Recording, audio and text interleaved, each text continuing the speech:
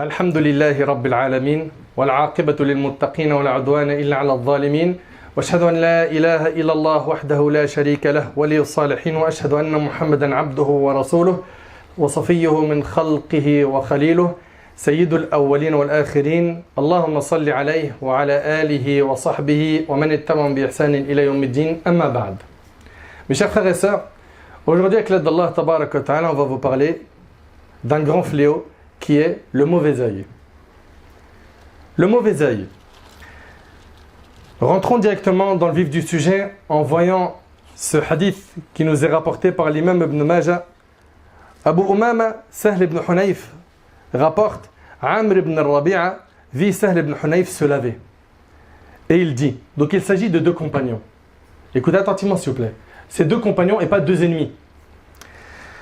Amr ibn Rabi'a vit Sahl ibn Hunayf se laver. Donc Sahl il est en train de se laver. Il a dit par Allah, je n'ai jamais vu un jour ni une peau de jeune fille pareille. Tellement quoi? Tellement la peau du compagnon était quoi? Était très belle. Vous suivez? Donc ici, Amr dit en voyant Sahl ibn Hunayf qui se lave à l'abri des gens.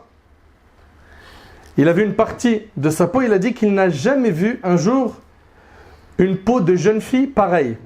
Sahl s'effondra sur le champ. Allahu Akbar. Vous imaginez? Le compagnon radiallahu anhu, il s'est évanoui. Sahl s'effondra et le messager d'Allah sallallahu alayhi wa sallam vint trouver Amr et lui dit sur le ton de la colère: pourquoi l'un de vous tue-t-il son frère? Regardez ce qu'il a dit alayhi wa sallam. Pourquoi l'un de vous tue-t-il son frère? Et on va voir par la suite que le mauvais œil peut tuer quelqu'un. Comme c'est rapporté dans un hadith. Pourquoi n'as-tu pas demandé la bénédiction d'Allah? C'est-à-dire que quand tu as été émerveillé de sa peau, tu dis Allahumma barik. Pourquoi n'as-tu pas demandé la bénédiction d'Allah? Lave-toi pour lui. Amr lava alors son visage, ses mains, ses coudes, ses genoux, les extrémités de ses jambes et l'intérieur de son pagne dans un récipient, puis on versa l'eau sur Sahl qui est reparti avec les gens. Et le hadith, on a dit, il est rapporté par l'imam Ibn Majah. Dans ce hadith, il y a une chose qui apparaît, qui est claire. C'est que la plupart des mauvais œils touchent les gens qui montrent. Alors là, on parle déjà de quelqu'un qui fait ça volontairement, ou qui laisse apparaître une partie de leur beauté ou de leur beau physique. Et regardez, subhanallah. Là, ici, c'est un compagnon qui n'a aucune haine ni animosité vers son frère qui est compagnon également. Et le simple fait qu'il l'a vu sans faire dua de bénédiction pour lui, sans dire Allahumma barik lahu ou alayhi ou fihi, ok? Et bien ça a été un mauvais œil. Donc on comprend ici déjà tout de suite une chose. C'est qu'il y a un farq, une grande différence entre al-hasad, l'envie, et al-ayn, le mauvais œil. L'envie déjà, elle est de, comme vous le savez, deux catégories. Il y a l'envie blâmable, d'accord? C'est le fait de souhaiter la disparition du bien de ton frère. Il a une voiture qu'il vient d'acheter, un gros 4x4, et tu es tellement plein de haine que tu lui souhaites la disparition de ce bien. Ça c'est haram en islam. Souhaiter la disparition du bien de ton frère, c'est haram. Le prophète il a dit, méfiez-vous, gare à l'envie, car l'envie brûle les bonnes actions, tout comme le feu brûle le bois. Donc ça, c'est déjà quelque chose de haram. Par contre, il y a une envie qui est louable, qu'on appelle al-ribta. C'est le fait d'envier quelqu'un qui a de la science, t'aimerais avoir de la science comme lui, il enseigne aux gens, ok? Ou quelqu'un qui a de l'argent et qui donne dans les nobles causes. Ces deux-là, tu as le droit de les envier sans pour autant souhaiter la disparition de leur bien. Donc ça, c'est le hasad, d'accord? Le ayn, et là, vous allez peut-être être surpris, peut venir, écoutez attentivement, de quelqu'un qui t'aime beaucoup. Il suffit qu'il ne dise pas Allahumma barik et qu'il te regarde avec un regard bien appuyé, c'est un ayn. C'est un mauvais œil. Toi-même, tu peux atteindre ton enfant d'un ayn. Ta propre personne, en te regardant dans le miroir, tu peux te toucher toi-même d'un ayn, d'un mauvais œil. Parce que tu n'as pas prononcé quoi? Les invocations, les bénédictions d'Allah. Vous suivez? Donc al-hasad, il vient, on parle ici du hasad blâmable, l'envie blâmable, il vient de quelqu'un qui t'aime pas. Mais l'ayn, il peut venir de quelqu'un qui t'aime, voire de ta propre personne. D'où le fait qu'il faut faire très attention au mauvais œil. De toujours être constamment dans quoi? Dans le dhikr, l'évocation d'Allah tabarak wa ta'ala. Et moi, je m'étonne, et je vous le dis clairement, de ces gens qui toute la journée affichent leur vie, leur confort, leur luxe, leur beau physique sur les réseaux sociaux. Je m'étonne de ces gens-là. Et je leur adresse un message. Vous avez sûrement des épreuves et des secousses lourdes. Vous vous dites pas des fois ça peut être le mauvais œil? Tu t'exposes à ça. Quand on les voit dans leur story, dans les réseaux sociaux, en train de se prendre en photo avec une grosse voiture de luxe. Ok? Te faisant croire que sa vie entière, c'est canon, c'est trop bien. Alors que c'est juste le moment de la photo, c'est bien. Et après, c'est les ténèbres dans sa vie, quand il n'est pas connecté à Allah subhanahu wa ta'ala. Et Allah ta'ala, il l'a dit. Quiconque se détourne de mon rappel mènera certes une vie pleine de gêne. Ils vendent du faux, du mensonge aux gens. Ou bien l'autre, il est là en train de filmer toutes ses voitures. Voilà, j'ai celle-là, puis j'ai aussi celle-là, puis aujourd'hui on va prendre laquelle, on va conduire laquelle. Tu es en train d'être une source de trouble, de fitna dans le cœur des musulmans. Leur cœur brûle à cause de toi. Mais ce que tu réalises pas, c'est que les malheurs qui te viennent derrière, c'est toutes ces flèches de haine qui t'ont touché parce que tu as été stupide et bête à étaler ta richesse et les bienfaits de cette manière-là. Alors est-ce qu'on doit cacher notre voiture si on a une voiture confortable? Déjà, le musulman, il n'est jamais dans un excès et il n'est pas dans l'orgueil. Ces deux-là, il les combat. Tu as le droit d'avoir une voiture qui est confortable, qui est bien, qui roule bien, qui est récente, il n'y a aucun problème. Mais il y a une différence entre avoir ce véhicule pour toi, pour ta famille, etc. et pour montrer toute la journée aux gens que tu vis au top. Mais le haine, ça tue. Vous ne comprenez pas que le mauvais œil tue. Vous allez voir des textes, vous allez être choqués. Réveillez-vous. Comprenez qu'une parmi les grandes causes, voire c'est peut-être la principale cause des problèmes que vous avez, c'est que vous étalez trop votre vie. Quand je dis votre vie, c'est la richesse, le confort, le matériel, les repas, les voyages. Regarde, jet privé, regarde ceci, regarde cela, regarde mes vêtements. Ah bon, aujourd'hui, je ne sais pas ce qu'on va prendre comme voiture. Bah tiens, vous me conseillez quoi, la Lamborghini ou la Ferrari? Après, il s'étonne que derrière, c'est des catastrophes sur ses enfants, sur sa santé, sur sa femme, sur ses parents. Il ne comprend pas. Mais regarde les choses avec les yeux de la religion, tu comprendras mieux. Non. Et tout ça pourquoi? Pour exister. Parce que ces gens-là, dans leur code, ils ont compris que avoir de la valeur, être bien dans sa peau, c'est exister sur les réseaux sociaux. Avoir une vie virtuelle. Mais Sakin, Wallahi al-Azim, je le jure par là, ils me font tous de la peine. Et je dis pas ça en mode je leur veux du mal. Wallah, pas du tout. Pas du tout. Je leur souhaite que du bien. J'aimerais qu'ils ouvrent les yeux, qu'ils arrêtent ce monde d'illusion, ce monde faux. Ce monde où ils vendent du rêve aux gens et la vraie vie, c'est pas celle qu'ils montrent sur Internet. Alors lui, il est là, il est en train de toute la journée dans la salle de sport, il montre ses muscles. Elle est en train de montrer sa beauté toute la journée dans les réseaux sociaux. Et ils ne comprennent pas pourquoi il y a autant de malheurs qui les touchent. Il y a quelque chose qui s'appelle le mauvais œil. Ça existe en islam, par le Coran, par la sunna du prophète. C'est confirmé. Mes chers frères et sœurs, gardez en tête qu'Allah tabarak wa ta'ala dit Ma asaba min musiba fil ardi wala fi anfusikum illa fi kitabin min qabli an nabra'aha inna dhalika ala Allah yasir. Nul malheur n'atteint la terre ni vos personnes qui ne sont enregistrées dans un livre avant que nous l'ayons créé, et cela est certes facile à Allah. Et également le prophète alayhi salatu wassalam, dans le hadith d'Ibn Abbas qui est rapporté par l'imam al-Tirmidhi, il a dit sache que si tous les gens s'unissaient pour te procurer un bienfait, ils ne te feraient profiter que du bienfait qu'Allah a décrété pour toi. Et que si tous les gens s'unissaient pour te nuire, ils ne te feraient que le mal qu'Allah a décrété pour toi. La plume est levée et les pages ont séché. Et le prophète alayhi salatu wassalam, dans le hadith rapporté par l'imam Muslim sur Ibn Abbas, a dit écoutez attentivement s'il vous plaît, le mauvais œil est une vérité. Et si une chose pouvait devancer la prédestination, ce serait le mauvais œil. Et le prophète alayhi salatu wassalam a mis en garde contre le mauvais œil. D'après Jabir ibn Abdullah radiyallahu anhu, le prophète sallam a dit le ayn, le mauvais œil, fait rentrer l'homme dans la tombe. Alors qu'est-ce que tu en penses? Ça tue.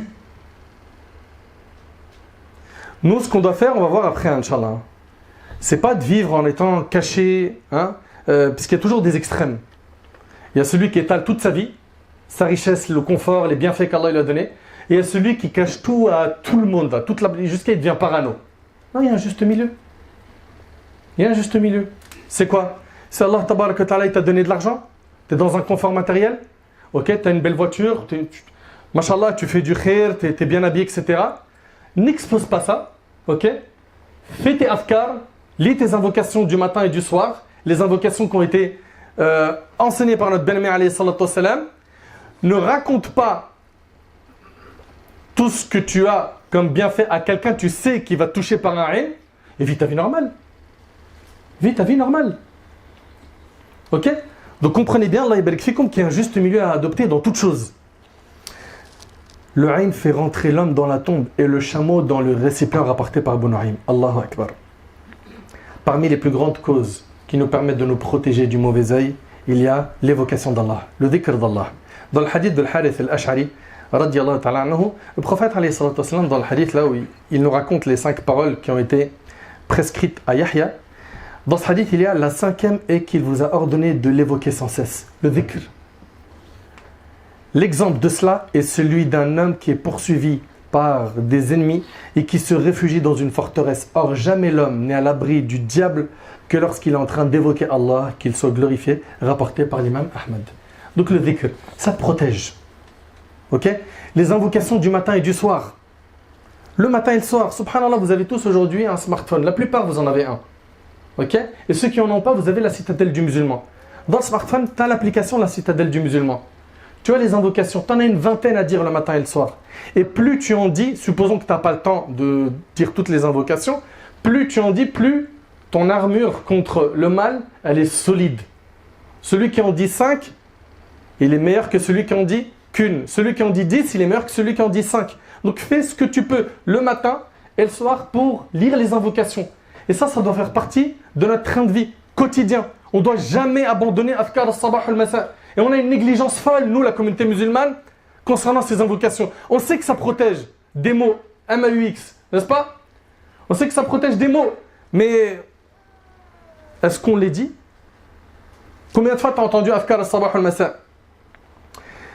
Le prophète, alayhi salatu wassalam, il nous a enseigné de dire, le matin et le soir, Bismillahi alladhi la yadurru ma'a ismihi shay'un fil ardi wala fis sama' wa huwa as-sami'ul 'alim. Ça, tu le dis 3 fois, il n'y a rien qui va te nuire. Rien ne te nuit si tu dis ça 3 fois le matin, 3 fois le soir. Au nom d'Allah, tel qu'en compagnie de son nom, rien sur terre ni au ciel ne peut nuire. Lui, l'audient, l'omniscient. Également, le fait de faire des invocations tout le temps. Quand tu sors de chez toi, par exemple, qu'est-ce qui nous a été enseigné? De dire Bismillah, tawakkaltu ala Allah, wa la hawla wa la quwwata illa billah. N'est-ce pas? Anas ibn Malik radiyallahu anhu relate que le prophète a dit: quand quelqu'un en sortant de chez lui dit Bismillah, tawakkaltu ala Allah, wa la hawla wa la quwwata illa billah, écoutez bien. Donc ce qui signifie au nom d'Allah, je m'en remets à Allah et il n'est de mouvement et de force que par Allah, on lui dit tu es guidé, comblé et protégé. Et le diable s'écarte de lui. Abu Daoud rahmallah ajoute, il dit, c'est-à-dire le diable à un autre diable, que peux-tu faire contre un homme guidé, comblé et protégé? Et c'est rapporté par Abu Daoud. Tu sors de chez toi, tu fais cette invocation. Tu es protégé par Allah subhanahu wa ta'ala. Tout le monde la connaît normalement. Bismillah, tawakkaltu ala Allah, wa la hawla wa la quwwata illa billah. Mais qui s'en souvient? Également, les enfants. Les enfants, eux, c'est la cible la plus touchée par le mauvais œil. C'est pour ça qu'on doit faire, nous, les invocations de protection à nos enfants. Comme m'a fait le prophète alayhi salatu wassalam avec Al-Hassan et Al-Hussein. Le prophète lui-même recherchait la protection d'Allah sur Al-Hassan et Al-Hussein en disant, donc en arabe ça donne, أعيذكما بكلمات الله التامات من كل شيطان وهامة ومن كل عين لامة. Je cherche protection pour vous auprès des paroles parfaites d'Allah contre tout démon, contre toute chose nuisible et contre tout mauvais œil. Et il disait, ainsi faisait Ibrahim alayhi salam pour Ishaq et Ismaïl. Et le hadith il est rapporté par le Bukhari. Donc les enfants, n'oubliez pas de leur faire les invocations pour qu'ils soient protégés par Allah subhanahu wa ta'ala. Dans le hadith de Asma bint Umays, elle a dit, ô messager d'Allah, Banu Ja'far, donc les enfants de Ja'far sont atteints du mauvais œil. Dois-je pratiquer ar-ruqya sur eux? Il dit oui, si une chose pouvait devancer la prédestination, ce serait le mauvais œil rapporté par Tirmidhi. Et Umm Salama rapporte que le prophète vit chez elle une servante qui avait une noirceur dans le visage. Et il dit, pratiquez-lui ar-ruqya car elle a une couleur anormale. Et c'est rapporté par Bukhari et Muslim. Et parmi les précautions à adopter, il y a le fait de ne pas exposer, je le répète encore une fois, le confort dans lequel tu vis, ta richesse, le luxe dans lequel tu trouves, les bienfaits que tu possèdes. Ne sois pas de cela. Prenons exemple sur le prophète Yaqub alayhi salam, quand il a fait entrer ses enfants pour aller voir Yusuf alayhi salam. Qu'est-ce qu'il leur a dit? وقال يا بني لا تدخلوا من باب واحد وادخلوا من أبواب متفرقة وما أغني عنكم من الله من شيء إن الحكم إلا لله عليه توكلت عليه فليتوكل المتوكلون. Et il dit, ô mes fils, n'entrez pas par une seule porte, mais entrez par des portes séparées. Je ne peux cependant vous être d'aucune utilité contre les desseins d'Allah. La décision n'appartient qu'à Allah. En lui, je place ma confiance et que ceux qui placent en lui leur confiance la placent en lui. Et que ceux qui placent en lui leur confiance la placent en lui. L'imam al-Baghawi, rahimallah, il dit que le prophète Yaqub alayhi salam, il a fait rentrer ses 11 fils par des portes séparées. Pourquoi? Parce que l'effet du nombre allait attirer le mauvais œil. Il s'agit de 11 enfants qui sont beaux, ils sont grands, ils viennent tous d'un père, vous imaginez 11 frères. C'est quelque chose qu'on n'a pas l'habitude de voir, n'est-ce pas? Donc ça attire l'œil. Il leur dit, n'attirez pas l'œil, rentrez par des portes séparées. Parce que si vous rentrez tous en même temps, vous allez attirer le mauvais œil. Donc comprenez bien, Allah yabarik fikum, qu'il faut ici être intelligent. Ne vous exposez pas au mauvais œil. Et ne rentrez pas dans la paranoïa, l'autre excès qui est de voir le mauvais œil partout. Ah bah ça je pense c'est un mauvais œil. Ah ça je pense c'est un mauvais œil. Et regarde, c'est très simple. Pour t'écarter de ces wasawis, renforce ta foi. Omar ibn Khattab radiyallahu anhu, vous le connaissez tous ce compagnon, n'est-ce pas? Omar radiyallahu anhu, on sait, on connaît le hadith par cœur. Quand il prenait un chemin, le diable il en prenait un autre. Pourquoi? Sa foi elle était trop forte. Renforce ta foi. Renforce ta foi, apprends la religion. Pratique-la bien, invoque Allah. N'oublie pas de dire Allahumma a'inni ala dhikrika wa shukrika wa husni ibadatika wa Allah. A'inni, aide-moi à quoi? À t'évoquer, à te remercier et à bien t'adorer. Demande-lui qui te donne la force de bien l'adorer. Donc ne soyez pas de cela, Allah yabarik fikum. Et quand vous voyez quelque chose qui vous plaît chez quelqu'un, ou sur vos enfants, ok, ou bien sur ta propre personne, dites Allahumma barik. Dites Allahumma barik. D'accord? Ouais, mais moi je dis Masha'Allah. Masha'Allah, c'est pas une invocation. Masha'Allah, ça veut dire telle est la volonté d'Allah. Ok, c'est une information, c'est pas une dua. Si tu dis Masha'Allah, Tabarakallah, c'est très bien. Si tu dis Masha'Allah, la quwwata illa billah, ça a été relaté dans le Coran et des pieux prédécesseurs ont utilisé cette formule. Mais tu dis Masha'Allah seulement, et on le voit aujourd'hui, c'est vrai ou pas? On le voit aujourd'hui, des gens ils disent ah mais t'es sérieux ou quoi, t'as pas dit Masha'Allah? Dis Masha'Allah, tu vas l'aïen. Masha'Allah ne suffit pas, ce n'est pas une invocation. Vous avez compris? Dites Tabarakallah, Allahumma barik lahu, Masha'Allah, Allahumma barik. Ok? Ou bien Masha'Allah, la quwwata illa billah. D'ailleurs, cela est relaté dans le Coran. وَلَوْلَا إِذْ دَخَلْتَ جَنَّتَكَ قُلْتَ مَا شَاءَ اللَّهُ لَا قُوَّةَ إِلَّا بِاللَّهِ. Telle est la volonté et la grâce d'Allah.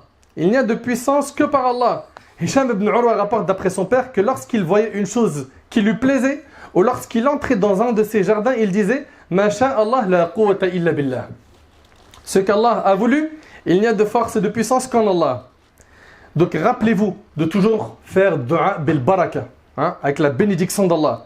Le prophète dans le hadith rapporté par le Hakim, il dit celui qui trouve en lui-même, vous entendez, en lui-même, ou en son bien, ou en son enfant ce qui lui plaît, qu'il fasse des invocations de bénédiction, car le mauvais œil est une réalité.